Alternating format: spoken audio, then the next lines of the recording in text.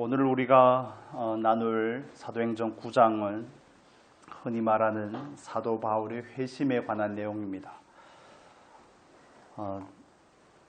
존 스토트 목사님은 이 본문에 대해서 다메섹 도상에서의 사울의 체험은 교회사 가운데서 가장 유명한 회심이다 이렇게 표현을 하기도 했습니다. 그런데 저는 이 본문에 대해서 회심이라는 표현보다는 부르심이라고 표현을 하고 싶습니다. 사도 바울이 돌이킨 것이 아니라 하나님께서 사도 바울을 부르신 것이죠. 여러분, 한국의 역사들을 보면 왕들의 권위를 높이기 위해서 왕들이 태어날 때 어디서 태어납니까? 아래에서 태어나지 않습니까? 박혁거세 이런 분들은 아래에서 난생서로라 그러죠. 아래에서 태어납니다. 그래서 옛날에 고대의 왕들은, 임금들은 천자죠. 하늘의 자식이고, 그렇게 권위를 높이기 위해서 그렇게 스토리를 만들어서 그들의 권위를 높이고 있습니다. 저는 이 본문을 묵상하면서 우리가 사도 바울이 장차 어떤 삶을 살았는지, 어떻게 부르심을 받아서 어떻게 살고 어떻게 쓰임을 받고 그 결말이 어떻게 되었는지에 대해서 우리는 이미 알고 있습니다. 그래서 이 본문을 접할 때 사도 바울 같은 사람이니까 예수님께서 직접 오셔서 부르시지, 이런 시각을 가지고 볼 수가 있다는 것입니다. 여러분, 그러지 않으신가 보네요. 저는 이 말씀을 묵상하다가 저희 그 부끄러운 그 과거의 그 경험들이, 과거의 그 간증이 생각이 났습니다. 예전에는 자랑스럽게 간증하던, 물론 예수님에 대해서 간증한다고 그러지만 자기도 얼마만큼 거기에 얹어서 스스로의 부르심이 특별하다고 강조하는 그 모습. 나는 그런 겁니다. 보통 신앙은 두 가지의 형태를 가지지 않습니까? 부르심에는 어떤 사람은 모태로부터 부르심을 받은 사람이고, 저 같은 경우에는 20대 초반에 극적으로 하나님을 경험한 경우이고, 그래서 저는 간증을 하면서 이런 걸 늘 알게 모르게 마음속 깊은 곳에는 감춰놓고 자랑스럽게 여긴 것이죠. 저희 와이프는 모태신앙이고, 와이프란 말을 하지 말라고 그랬는데 우리 저희 아내는 모태신앙이고, 저는 극적으로 경험한 케이스고, 물론 양자가 다 특징이 있지만 저는 또 극적인 경험을 함과 동시에 북한의 사람에게 복음을 전하는 경우도 있어도 그 길을 북한의 사람을 통해서, 탈북한 사람을 통해서 복음을 듣는다는 것은 흔치 않은 경우가 아니겠습니까? 그리고 또 탈북한 저희 숙모님 이야기지만 중국에 탈북한 신분으로 와서 교회를 개척하는 그 교회에 제가 첫 번째 성도가 되었다는 거, 이런 알지 못하는 그런 작은 자랑이라고 표현을 하겠습니다. 그런 자랑들이 마음속에 있었던 거죠. 그래서 암암리에 나를 향한 하나님의 부르심은 특별했다는 둥. 그런데 그런 건 전혀 쓸데가 없습니다. 어떻게 부르셨던지 그게 중요한 것은 아닙니다. 뭐 북한의 사람을 통해서 불렀던지 아니면 모태에서부터 알게 되었던지, 그 부르심의 종류가 어떤지에 대해서 우리는 관심을 너무 많이 가지더라는 겁니다. 나는 원래 사업을 하던 사람인데 하나님께서 나를 쫄딱 망하게 해서 나를 신학교로 보냈고, 저희들 신학교 갔을 때 어른들이 하는 얘기가 있었거든요. 30대 후반, 40대 초반 되시는 분들이 나는 지상전, 공중전 다 하고 오셨다고. 그래서 어쩌라고요. 그 부름을 받은 형태가 중요한 것이 아니라는 것에 우리가 좀 초점을 맞추면 좋겠습니다. 사도 바울은 예수님께서 직접 부르지 않으면 그가 회심을 할 수 없기 때문에 예수께서 직접 부른 겁니다. 저와 여러분이 부르심을 받은 형태도 다양하겠죠. 다양하지만 그건 우리가 알아먹을 수 있는 부르심이기 때문에 하나님께서 우리를 그런 형태로 부르신 것입니다. 그래서 부르심을 가지고 그의 부르심이 특별하니 하나님께서 그를 특별히 쓰시고자 한다는 둥, 이런 데 속으시면 안 됩니다. 오늘 본문에서의 주인공은 사도 바울이 아닙니다. 사울이라고 표현을 하겠습니다. 사울이 아닙니다. 사울이 얼마나 놀라운 사람이고 얼마나 위대한 사도가 될 것인 것을 하나님은 미리 작정하시고 친히 성자 예수님을 보내셔서 그를 불렀다. 이렇게 미화하기에는 본문이 나타내고자 하는 중심이 거기에 있지 않습니다. 사울을 드러내고자 하는 것이 아니라 오늘 본문은 어떻게 핍박자요, 폭행자가 되었던 그 사울의 삶 가운데 예수 그리스도께서 쳐들어왔는지를 설명해 주는 본문이죠. 예수께서 어떻게 그의 삶 가운데로 친히 납시어서 그를 부르셨는가를 우리에게 말씀해 주고 있습니다. 여러분, 우리 안에 제가 드렸던 부끄러운 고백처럼 내 안에 그런 자랑과 긍지로 가지고 있는 그런 부르심에 대한 그런 것들을 가지고 있다면 내려놓을 수 있는 은혜가 있기를 바랍니다. 부르심의 형태가 중요한 것이 아닙니다. 부르심을 받았다면 부르심을 받은 그 목적하심을 따라 얼마나 살고 있느냐가 저와 여러분이 초점을 둬야 될 부분인 것이죠. 사도 바울처럼 이렇게 예수께서 사울아 사울아 네가 왜 나를 핍박하느냐, 이런 부름을 통해서 부르심을 받았던, 태어나면서부터 자연스럽게 교회 생활을 하게 되고 예수를 알게 되었던 이런 형태와 방법이 중요한 것이 아니라 부름을 받은 삶에 얼마나 충실하게 사느냐가 더 중요하다는 사실입니다. 그래서 오늘 본문에서 사울이 주인공이 아니고 누가 주인공입니까? 예수께서 주인공이신 겁니다. 그래서 사도 바울은 정말 자기가 신봉하는 유대교의 눈이 멀어서 그 누구보다도 유대교를 통해서 하나님을 열심히 섬기던 사울이 아닙니까? 그래서 정말 그 유대교의 회방이 되는 예수를 믿는 그 사람들을 쫓아서 정말 240km나 떨어진 그 먼 타양 땅에, 이방 땅에까지 가서 그들을 예수 믿는 사람들을 결박하여 다시 예루살렘으로 데려다가 스데반에게 했던 그 짓과 같은 똑같은 짓을 하려고 하는 그 다메섹으로 가는 그 길에서 사울은 누구를 만나는 겁니까? 예수를 만나는 거죠. 사울이 예수를 만난 게 아니라 예수께서 그 삶 가운데 찾아오시는 겁니다.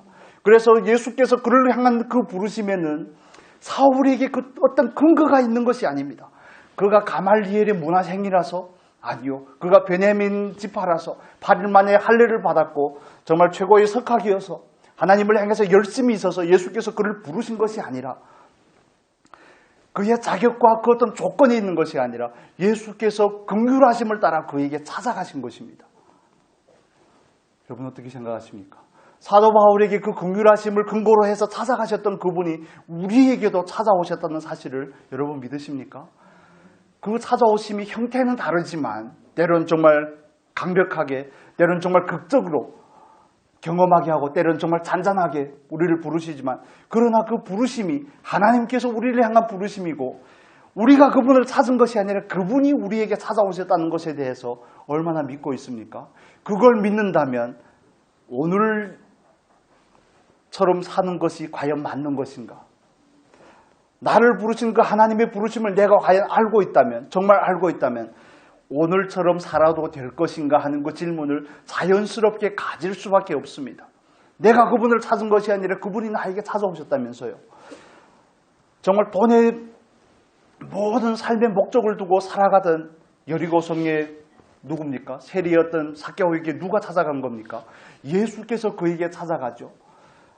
정말 예수를 보고자 나무 위에 올라가서 예수를 보고자 정말 자기의 수치를 무릅쓰고 올라갔던 그 삭개오를 예수님께서 부르지 않습니까? 삭개오야, 내려오라. 내가 오늘 너희 집에 유하여야 되리라.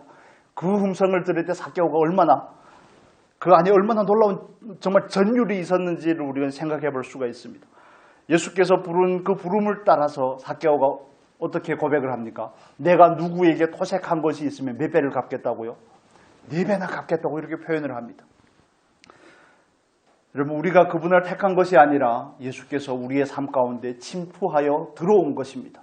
전혀 예수와 상관없이 살던 그 삶에 예수를 반대하고 예수를 알지 못하고 정말 내가 인생의 주인이어서 살던 그 삶 가운데 예수께서 친히 들어온 것입니다. 찾아오신 것입니다. 우리에게 직접 찾아오신 것입니다. 그분께서 나를 직접 찾아오셨다는 것은 저와 여러분이 그분 앞에서 그만큼 존귀한 자라는 것을 의미하는 것입니다. 그만큼의 가치가 있다는 것을 의미하는 것입니다. 그래서 사울아 사울아 이렇게 부르시죠. 그건 정말 애정이 있고 사랑이 듬뿍 담겨있는 그 친밀한 그 음성인 것입니다. 사울아 사울아, 내가 바로 네가 핍박하는 그 예수다. 너는 나를 핍박하지만 나는 너에게 지금 찾아와서 너를 구원으로 인도하고자 한다. 내가 알지 못하는 예수 그리스도가 누구인지를 알려주고자 한다. 그 부르심이 사울에게만 있던 것이 아니라 저와 여러분에게 있었습니다. 그 부르심이 밋밋하면 어떻고 극적이면 어떻습니까? 그러나 분명한 것은 하나님께서 우리를 사랑하시고 그 정말 자비와 긍휼을 근거로 하여 우리에게 찾아오셨다는 것입니다. 여러분, 예수께서 우리 안에 납셨다고 그러는데 우리가 이렇게 뜨뜻미지근하게 반응할 수 있겠습니까? 그럴 수가 없는 것입니다. 그래서 우리는 반드시 한 가지를 체크하고 가야 됩니다. 나는 과연 부르심을 받았는가? 교회에 나오지만 회심하지 아니하고, 교회에 나오지만 예수에게 온전히 굴복되지 않은, 예수를 구주로 믿지 않는 사람들이 있더라는 것입니다.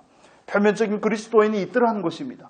여기에 우리는 경계를 가져야 되는 것입니다. 나는 과연 예수로 나의 구주로 고백하였는가? 나는 과연 예수께서 나를 향한 그 부르심에 온전히 굴복하였는가? 이걸 우리가 스스로 물어볼 필요가 있는 것이죠.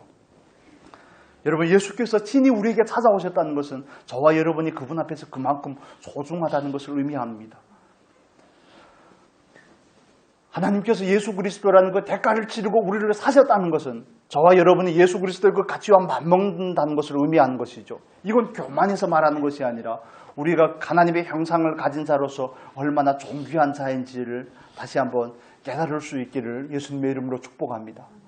우리 안에 이런 부담들이 늘 있을 것입니다. 부르심을 받았는데 그대로 살지 못하는 것 때문에 주일마다 나오며 회개가 앞서죠. 세상에서 살다 보니 이랬습니다, 저렇습니다. 하나님의 말씀대로 살아야 되는데 살지 못합니다 하는 이런 아픔과 회개가 앞섭니다. 너무 당연한 것이죠. 그러나 그것 때문에 너무 아파하지 않으셨으면 좋겠습니다.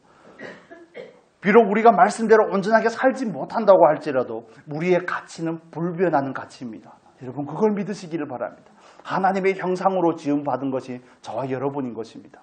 세상에서 오히려 살다가 넘어지고 실패한 것이 너무 당연한 겁니다. 실패하지 않는 인생이 어디 있겠습니까? 아픔이 없는 인생이 어디 있겠습니까? 늘 말씀대로 사는 사람이 어디에 있습니까? 말씀대로 살지 못하는 것 때문에 스스로의 핑계와 변명을 가지라는 것이 아니라 우리의 연약함을 인정하자는 것입니다. 나는 연약할지라도 하나님께서는 나에게 찾아오셨다는 것을 우리가 믿어드리자는 것입니다. 지금의 연약함이, 오늘의 연약함이, 내일도 내가 연약하다는 것이 그것을 의미하는 것이 아닙니다. 사울에게 찾아오신 예수께서 사울을 누구로 바꾸십니까? 바울로 바꾸죠. 사실 그 한 사람입니다. 이름이 뭐 헬라식이냐 히브리식이냐 아니면 로마식이냐 그 차이가 있는 것입니다. 여러분, 우리가 하나님 앞에서 내가 얼마나 귀한 존재인지, 하나님 앞에서 얼마나 사랑받을 만한 존재인지에 대해서 생각을 깊이 해보시면 좋겠습니다. 부름받은 자로서 우리는 이 깊은 묵상을 가지실 수 있기를 바랍니다. 그 따스한 그분의 음성이 우리에게도 임한 것이 아니겠습니까? 다메섹 도상에서 그 사울에게 찾아갔던 그 예수께서 우리에게도 찾아온 것입니다. 특정한 환경과 특정한 상황 가운데 특정한 사람을 통해서 우리에게 찾아오신 것입니다. 직접 찾아오시든지 간접적으로 찾아오시든지 찾아오신 그 주체가 되시는 분은 예수 그리스도시라는 사실에는 전혀 변함이 없는 것이죠. 그렇다면 예수께서 왜 우리에게 찾아오셨을까요? 왜 사울에게 찾아가셨습니까? 사울을 부르신 그 목적이 무엇입니까? 예수님께서 우리를 향한 그 부르심의 목적이 무엇입니까? 예수님의 부르심에는, 은사와 부르심에는 후회하심이 없다고 우리가 그렇게 고백하지 않습니까? 그렇다면 예수께서 왜 우리에게 찾아오셨을까요? 왜 사울에게 찾아가셨고 왜 우리에게 찾아오셨을까요? 우리는 그 질문을 다시 한번 가져야 되는 것입니다. 사울처럼 우리를 향하고 부르심이 극적이 아니어도 괜찮습니다.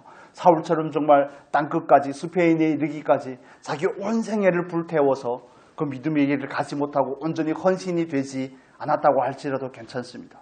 그러나 하나님의 그 부르심에는 분명한 목적이 있다는 그 사실만은 우리가 꼭 염두에 둬야 될 부분이죠. 하나님께서 특정한 부분을 우리에게 맡기셨다는 그 사실은 전혀 변하지 않는 것입니다. 그래서 우리는 굳이 내가 사울이 되려고 노력할 필요가 없습니다. 내가 베드로가 되고 내가 요한이 되고 내가 정말 다윗과 같이 요셉과 같이 크게 쓰임받고자 하는데 그 세상적인 논리에 매일 필요가 없습니다. 어떤 사람이 가장 하나님 앞에서 칭찬받을 만한 사람입니까? 자기의 자리를 묵묵히 지키는 사람이죠. 부르심을 받은 그 자리에서 묵묵히 지키는 사람입니다. 제가 개인적으로 욕심이 많아서 그런지는 모르겠습니다. 욕심이 많고 시기가 많아서 그런지는 모르겠지만 다른 사람들은 그렇게 쓰임을 받는다면 옛날엔 그렇게 배가 아팠습니다. 이웃 사촌이 다른 밭을 사면 배가 아프다고 그러더니 거기에 늘 따르는 질문이 그거였습니다. 하나님, 그러면 나는요? 나는 그냥 대충 쓰다 버리시겠습니까? 거기에 늘 관심이 있었습니다. 하나님, 저는 그렇게 간단하게 사용하시면 안 됩니다. 안 됩니다. 얼마나 그렇게 비웃으시면 어떻게 합니까? 마음의 소리가 웃음으로 표현이 된 줄로 비웃어도 괜찮습니다. 하나님, 나는 그렇게 호락호락하게 그렇게 만만하게 쓰임 받고 싶지 않습니다. 이왕이면 좀 진하게, 가늘고 길게가 아니라 짧고 굵게, 하나님 좀 진하게, 좀 부르심이 진했던 것처럼 좀 진하게 해주시면, 그게 다 욕망이라는 것을 후에 비로소 깨닫게 되었지만, 그런 시기와 그런 욕망들이 마음에 가득 찼던 그 옛날의 모습들을 보면 정말 부끄러워서 쥐구멍이라도 찾고 싶은 심정이지만, 그러나 또 한 가지 변명을 해야 되지 않겠습니까? 그러나 그런 욕망 넘어서 하나님께서는 그런 기대하심이 있었다는 것을 또한 후에 알게 된 것입니다.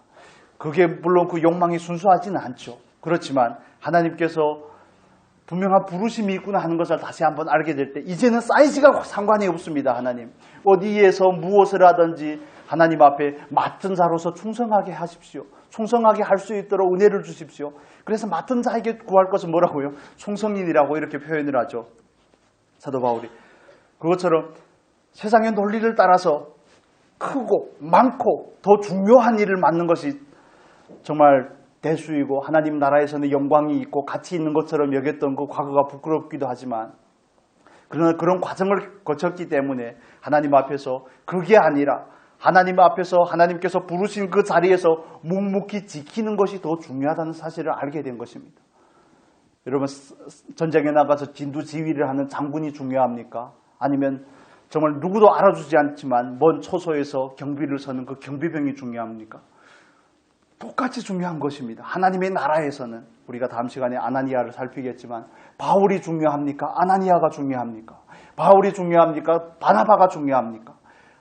바나바가 없으면 사도 바울이 어떻게 예루살렘 교회에서 인정을 받을 수가 있겠으며, 아나니아가 아니었으면 어떻게 그 눈먼 사울이 하나님의 계시를 아나니아를 통해서 받을 수가 있겠습니까? 하나님의 뜻을 알 수가 있겠습니까? 여러분, 우리는 그 크기에, 그 외적인 사이즈, 자본주의 논리와 세상의 논리를 따라가는 것이 아닙니다. 어디에 있든지 충성할 수 있는 은혜가 있기를 예수님의 이름으로 축복합니다. 정말 이건 중요한 것입니다.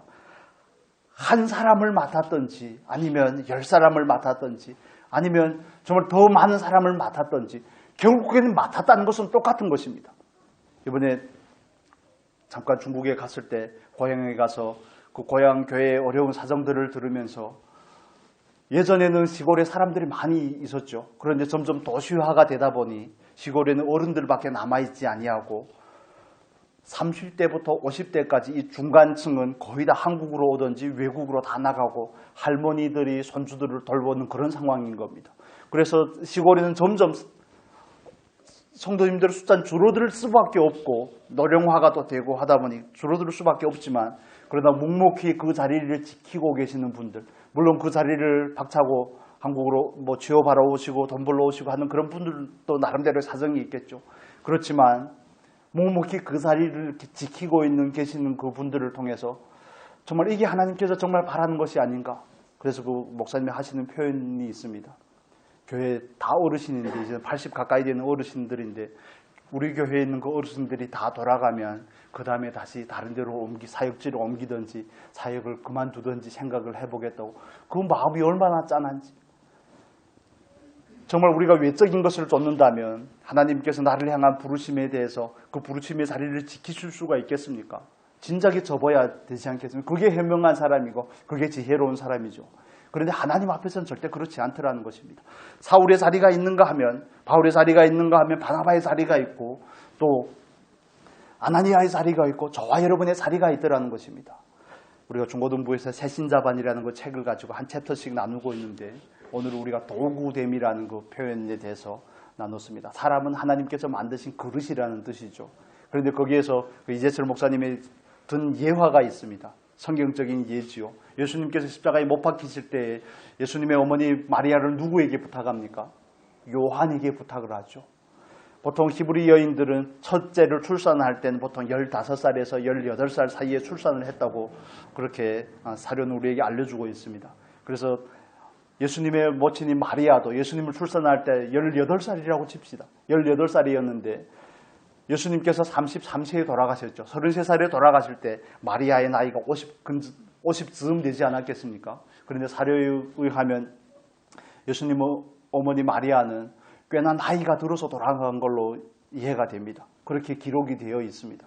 그렇다면 사도 요한은 예수님의 12제자 중에 베야요라고 그러죠. 베드로, 야곱, 요한. 예수님께 특별히 사랑하던 그 세 제자 중에 한 사람이었던 요한은 자기 사역은 고사하고 누구를 돌보는 일을 수십 년 동안 해야 되는 것입니까? 마리아를 돌보는 그 일을 해야 되는 겁니다. 자기 동기들은 잘 나가는데, 동기 얘기하니까 또 부끄러운 과거가 생각이 나려고 그럽니다. 동기들은 잘 나가는데 어디에서 큰 교회에서 부목사가 되었다고 그러고 어디에 담임 목사로 청빙을 받았다고 그러고 그 교회는 성도가 얼마라고 그러고 이렇게 하는데 예수님 어머니를 모시고 있다니요. 사역의 현장에 나가서 지금 마음껏 사역을 하고 해도 모자랄 판인데 예수님의 어머니 마리아를 모시고 있다니요. 그 마음의 갈등이 어땠을까? 그런 얘기를 써놓은 것입니다. 그러나 그 자리를 묵묵히 지키던 도구로서 자기 그 존재의 가치를 알고 부르심의 목적을 알고 그 자리를 묵묵히 지키고 있던 그 요한을 예수님께서는 전혀 외면하지 않았다는 것이죠. 예수님의 어머니를 모시며 마리아를 모시며 요한은 사랑의 사도로 변화되어 갔다고 거기에는 그렇게 기록이 되어 있습니다. 그렇게 설명을 하고 있습니다. 정말 깊이 동의하는 바입니다. 우리의 아들이라고 하는 별명을 가졌던 그 요한이 아닙니까?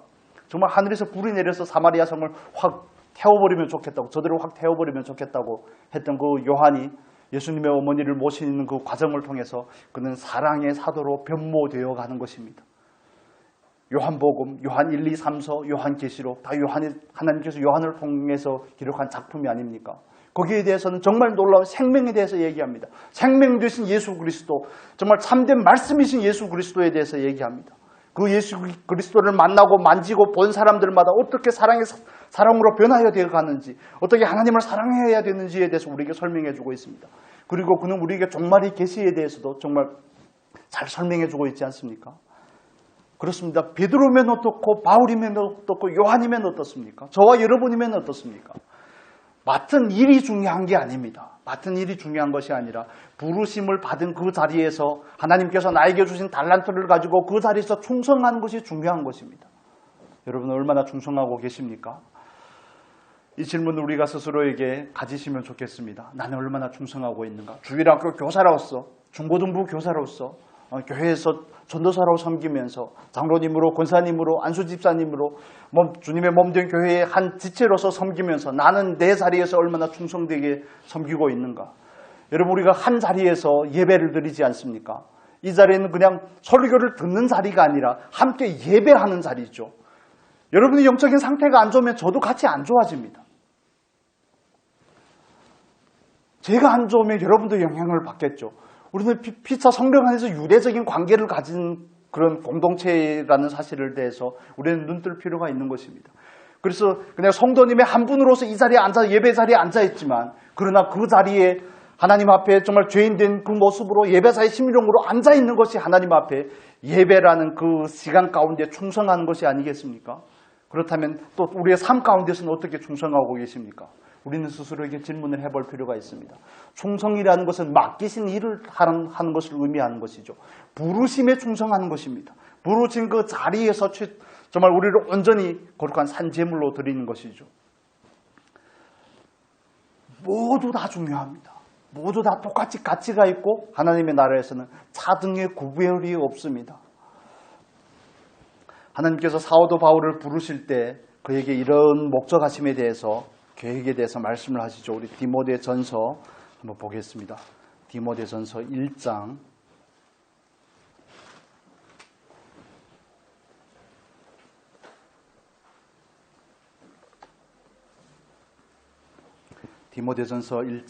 12절에서 16절까지 보겠습니다. 같이 읽겠습니다. 나를 능하게 하신 그리스도 예수 우리 주께 내가 감사함은 나를 충성되이 여겨 내게 직분들을 맡기심이니, 내가 전에는 회방자요 핍박자요 포행자이었으나 도리어 긍휼을 입은 것은 내가 믿지 아니할 때에 알지 못하고 행하였음이라. 우리 주의 은혜가 그리스도 예수 안에 있는 믿음과 사랑과 함께 넘치도록 풍성하였도다. 믿보다 모든 사람이 받을 만한 이 말이여, 그리스도 예수께서 죄인을 구원하시려고 세상에 임하셨다 하였도다. 죄인 중에 내가 괴수니라. 그러나 내가 긍휼을 입은 까닭은 예수 그리스도께서 내게 먼저 1절 오래 참으심을 보이사 후에 주를 믿어 영생을 얻는 자들에게 본이 되게 하려 하심이니라. 아멘. 예수님께서 어떤 형태를 따라 우리를 불렀던지 우리가 그 부르심을 깨달았다면 부르심을 받은 그 자리에서 충성할 수 있기를 축복합니다.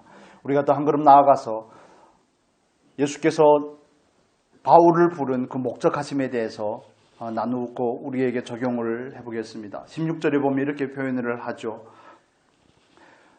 예수 그리스도께서 내게 먼저 1절 오래 참음을 보이사 후에 주를 믿어 영생을 얻는 자들에게 본이 되게 하려 하심이니라. 이렇게 말씀을 합니다. 하나님께서 우리를 부르시면은 우리에게 맡겨주신 일에 충성하라는 그 의미도 있지만 그 역할도 중요하지만 우리로 하여금 뭐가 되게 하려고요? 본이 되게 하려고요. 어떤 사람이 본이 될 수 있습니까? 성장한 사람이 본이 될 수 있습니다. 사도 바울처럼 영적인 사람이고 성장한 사람만이 그 누군가에게 너희는 나를 본받으라라고 말할 수 있습니다.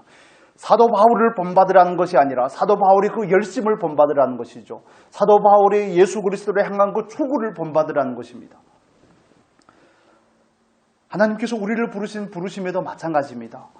우리를 불러서 그냥 중생하고 우리가 예수 그리스도를 영접함으로 새로운 생명을 갖게 되는 그 자리에만 머무를 것이 아니라 우리로 하여금 그 누군가에게 본이 되는 성장하고 성숙한 자리까지 이끌어 가시고자 함이 부르심의 목적인 줄로 믿습니다. 사도 바울을 향한 목적이 그렇다면 그 역할이 조금 다를 수는 있지만 그 본질적인 목적에 있어서는 똑같습니다. 저와 여러분도 그 누군가에게 본이 되고 선생이 되어야 될 줄로 믿습니다. 그래서 본이 된다는 것은 스승이 되고 선생이 된다는 것을 의미하죠. 히브리서는 이렇게 표현을 합니다. 히브리서 잠깐 보겠습니다. 5장 히브리서 5장 보겠습니다. 12절에서 14절까지 같이 읽겠습니다. 히브리서 5장 12절에서 14절 같이 읽겠습니다. 때가 오래므로 너희가 마땅히 선생이 될 터인데 너희가 다시 하나님의 말씀의 초보가 무엇인지 누구에게 가르침을 받아야 할 것이니 젖이나 먹고 단단한 식물을 못 먹을 자가 되었도다. 대저 젖을 먹는 자마다 어린아이니 의의 말씀을 경험하지 못한 자요 단단한 식물은 장성한 자의 것이니 저희는 지각을 사용함으로 연단을 받아 선악을 분별하는 자들이니라. 아멘. 때가 오래므로 너희가 마땅히 선생이 될 터인데 안타까움에서 이 표현을 하지 않습니까? 예수를 믿은 시간이 이렇게 오래되었으면 이제는 그 누군가에게 본이 되고 그 누군가에게 예수를 전할 수 있는 사람이 되어야 되고 그 누군가에게 말씀의 현시로서의 나를 통해서 하나님의 말씀을 보여줘야 되는 것이 마땅한 삶인데 과연 그렇게 선생 노릇을 하고 있냐는 겁니다. 단지 가르침을 넘어서서 그 가르침이 그냥 말로 가르치는 가르침을 넘어서서 삶으로 보여주고 있냐를 질문을 하고 있는 것입니다. 여러분, 하나님께서 사도 바울을 부른 그 목적은 뭐라고요? 그로 하여금 본이 되게 하려고 부른 것처럼 저와 여러분을 향해서도 똑같습니다.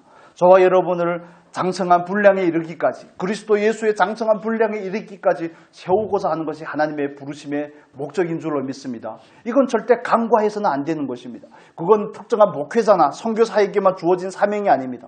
모든 그리스도인들에게 주어진 사명입니다. 그래서 저와 여러분은 제자입니다. 성도입니다. 평신도가 아닙니다.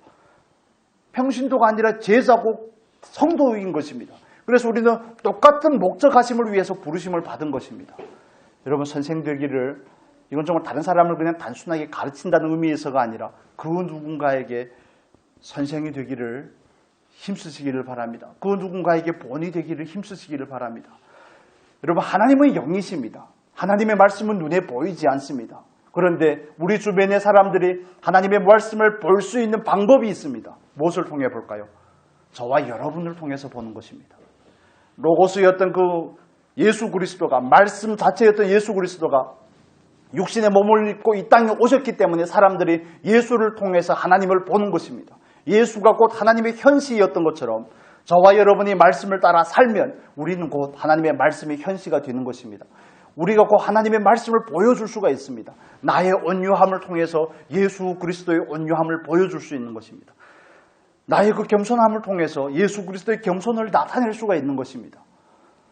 어떤 상황 가운데서도 늘 우겨쌈을 당하지 아니하고 정말 우겨쌈을 당한다 할지라도 기뻐하는 나를 보면서 그리스도인의 모습이 무엇인지, 하나님 안에 있는 진정한 희락이 무엇인지를 우리가 보여줄 수 있는 것입니다. 역경 가운데 믿음으로 주를 바라보며 인내하는 내 모습을 통해서 인내가 무엇인지를 우리는 보여줄 수가 있습니다.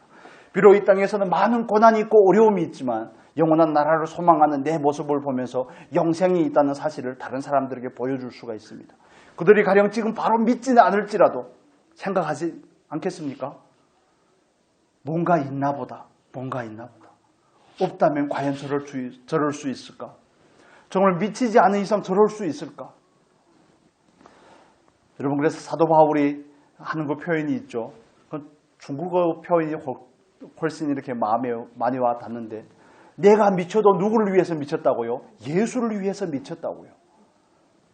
뭔가가 있구나 하고 주변의 사람들이 인지하지 않겠습니까? 잘 모르겠지만 뭔가가 있긴 있는 것 같은데 잘 모르겠다는 거죠. 그래서 저와 여러분은 그 부르심을 향한 분명한 소명이 있습니다. 부르심에 분명한 목적이 있습니다. 누구를 보여줘야 되는 겁니까? 예수를 보여줘야 되는 겁니다. 말씀을 나타내 보여야 될 그 소명이 있는 것입니다. 그건 사도 바울에게만 국한된 것이 아니라 모든 그리스도인들에게 국한된 것입니다. 그런데 우리가 이 목적에 대해서 분명하지 않으면, 집사님께서 국집사님 기도하실 때 표현을 했던 것처럼 늘 하나님 안에서 내 만족에만 초점을 맞추게 되어 있습니다. 예수께서 사울에게 직접 찾아오신 것은 사울의 만족함이 아니라, 사울을 만족하게 하고자 함이 아니라 그를 통하여 하나님께서 만족하고자 하시는 것이 아니겠습니까? 늘 스스로의 그 만족함 가운데 빠져 있으면 안 됩니다. 우리는 그렇게 부름받은 존재가 아닙니다. 내 삶, 내 자녀들, 내 가정, 거기에만 몰두해 있으니까 거기서 헤어나오지 못하는 것입니다. 눈을 들어 하나님을 보셔야 되는 것입니다. 나를 부르신 그 예수께 우리가 이렇게 질문을 해야 되는 것이죠.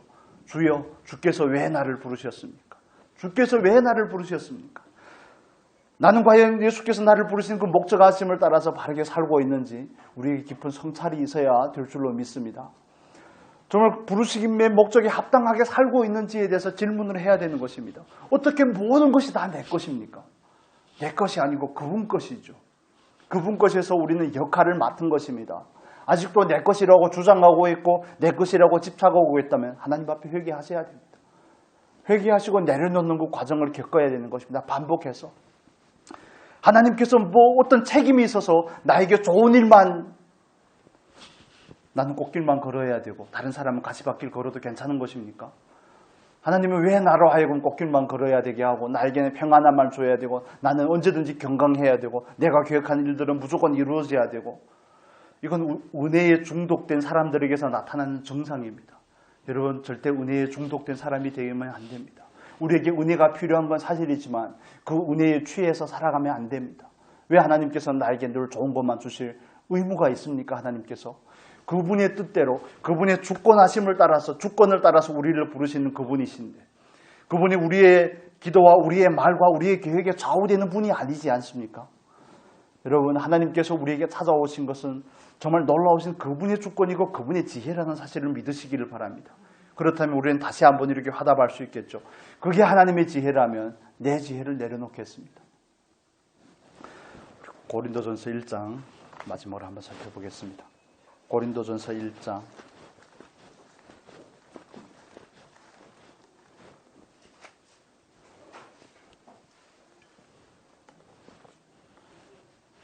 고린도전서 1장 18절을 먼저 보겠습니다. 18절 같이 읽겠습니다. 십자가의 도가 멸망하는 자들에게는 미련한 것이요 구원을 얻은 우리에게는 하나님의 능력이라. 이 하나님의 능력이 우리에게 어떻게 찾아오는지를 밑에서 또 설명해 주고 있습니다. 24절 읽겠습니다. 다 읽지 않고 24절. 오직 부르심을 입은 자들에게는 유대인이나 헬라인이나 그리스도는 하나님의 능력이요 하나님의 지혜니라. 25절 하나님의 미련한 것이 사람보다 지혜 있고 하나님의 약한 것이 사람보다 강하니라 이렇게 말씀을 합니다. 오직 부르심을 입은 자들에게는 그리스도는 뭐라고요? 그리스도는 하나님의 능력이요 하나님의 지혜입니다. 우리가 그리스도를 알게 된 것, 우리가 부르심을 입게 된 것 어디에서 비롯된 것입니까? 하나님의 지혜에서 비롯된 것입니다. 우리의 지혜와 우리의 계획이 아닌 하나님의 절대적인 주권에 있는 것입니다. 우리가 만약 그것을 믿는다면 저와 여러분의 삶 가운데서 나타나고 경험하는 그 일들에 대해서 우리는 온전하게 엎드릴 수 있는 것입니다. 하나님 왜 내게 이런 일을 하십니까? 왜 그렇게 하면 안 되는데요? 이렇게 질문을 해보셔야 되지 않겠습니까? 왜 그러시면 안 되는지에 대해서 우리는 질문을 해야 되는 것입니다. 그게 하나님의 지혜라니까요. 하나님께서 주관하고 계시고 하나님께서 절대적인 주권자가 되시는 것입니다. 그래서 인생에 있어서 내 계획이 아닙니다. 사람이 마음으로 자기의 길을 계획할지라도 그 걸음을 인도하시는 분은 여호와십니다. 하나님께서 하나님 마음대로 하시겠다는데 우리가 어떻게 거부할 수 있겠습니까? 그렇다면 우리는 방향을 바꿔서 질문을 해야죠. 하나님께서 나로 하여금 이런 아픔을 겪게 하는 이유가 무엇인지나 좀 압시다. 하나님, 이유가 무엇인지나 좀 알려주십시오. 하나님께서 나에게 이렇게 어려운 경험들을 통해서 나를 어떤 사람이 되게 하고자 하는지나 좀 알아봅시다. 여러분, 우리가 그냥 성경을 통해서 보지만 요셉의 인생이 결코 만만한 것이 아니죠. 요셉이 당했던 그 고통과 어려움들이 결코 만만한 것이 아닙니다. 시편 105편은 요셉의 삶에 대해서 묘사하면서 전부 다 수동태로 표현을 합니다. 그가 애굽에 팔려갔고 바로의 집에서 세움을 받기 전에 보디발의 집에서 뭡니까? 오해를 받았고 감옥에 갇혔고 그 정말 쇠사슬과 착고에 매인바 되었고 말씀이 저를 연단했고 때가 되기까지 저를 연단했고 모든 것이 수동태입니다. 수동태. 저와 여러분의 삶이 수동태라는 사실을 이해하셔야 되는 것입니다. 내 마음대로 안 되는 것 때문에 정말 이해가 되지 않으시거든 하나님 앞에 나와 그 질문을 해야 되지 않겠습니까? 비로소 그 질문을 갖고 하나님 앞에 나아갈 때 우리는 비로소 안에 있는 그 상처들이 회복이 될 수가 있습니다. 내가 그것을 움켜쥐고 내가 그것을 묵상하고 어떻게 해결하고자 한다고 해서 해결이 절대 안 됩니다. 하나님 앞에 나아가 질문을 해야 되죠. 하나님, 다른 사람들에게는 평안한 삶을 주시는데 왜 저에게는 이렇게 험한 삶을 주십니까? 왜 저에게는 이런 아픈 경험들을 겪게 하십니까? 각자 나름대로의 경험이 깊이가 있고 경험의 정도가 다 다르겠지만 그러나 거기에는 분명 하나님의 목적하심이 있다는 사실을 기억하시면 좋겠습니다. 우리는 그분의 주권 앞에 엎드려야 되는 것입니다. 엎드려서 물어야 되는 것이죠. 묻고 정말 온전하게 인정할 수 있는 그 자리까지 나아갈 수 있기를 바랍니다. 하나님의 부르심과 은사에는 후회함이 없다고 하신 그 말씀을 제가 좀 믿어보겠습니다. 하나님의 생각이 나의 생각보다 높다는 사실에 대해서 제가 한번 믿어보겠습니다. 그렇게 할 수밖에 없는 그 이유에 대해서 믿어지지는 않지만 아직도 내 안에는 정말 화라산처럼 끓어오르는 원망과 불평이 당장 터져 나올 것만 같지만 하나님 그래도 내가 한번 마음을 눅자치고 한번 믿어보겠습니다. 하나님 좀 알게 해주십시오. 내 마음을 열어서 하나님의 그 계획과 오묘한 섭리가 무엇인지 좀 조금이라도 깨닫게 해주십시오. 그렇지 못한다고 할지라도 저에게 견딜 수 있는 힘을 주시고 회복할 수 있는 은혜를 주십시오. 그게 저와 여러분의 기도가 되어야 되는 겁니다. 왜요 하나님? 왜요? 이 질문을 가지고 있어는 아무 문제도 해결이 되지 않습니다. 상처만 깊어가고 상처만 더 골마 터지게 되어 있습니다. 여러분 우리가 하나님 앞에 온전한 회복의 자리로 나아가기 위해서는 그분의 절대적인 주권 앞에 엎드려야 되는 것입니다. 예수께서 사울아 사울아 부를 때 사도 사울이 하는 표현이 있죠. 어떻게 합니까? 땅에 엎드리는 것입니다. 땅에 엎드리는 것입니다. 우리에게는 그 마음의 자세와 그 태도가 필요한 것이죠. 우리 모두 하나님 앞에서 부르심의 은혜를 입었습니다. 내가 그분을 찾은 것이 아니라 그분이 나를 부르신 것입니다.